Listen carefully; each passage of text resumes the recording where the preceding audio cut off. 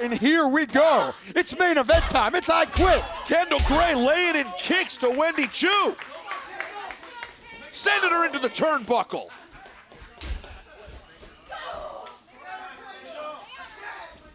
Kendall and Wendy settling this thing once and for all.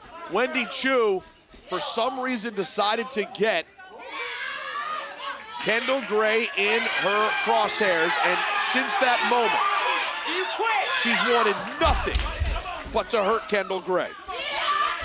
Oof.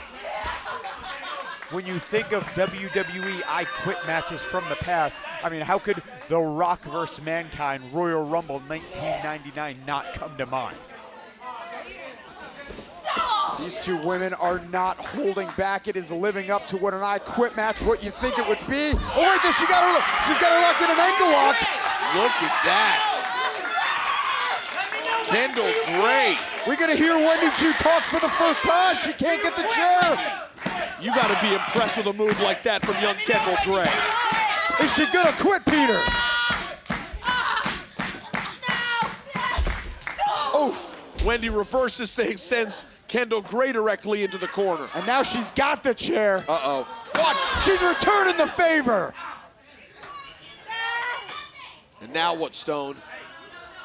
Oh, no.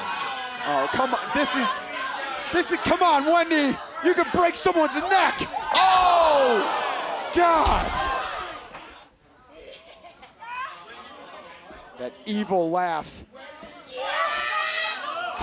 Oh. Wait, Kendall just reversed that into a DDT into the chair. That's right. Oh! Oh my goodness, Kendall connected that arm. That arm is in a bad way. She's got to look for the arm bar now. She will. She's got it locked in.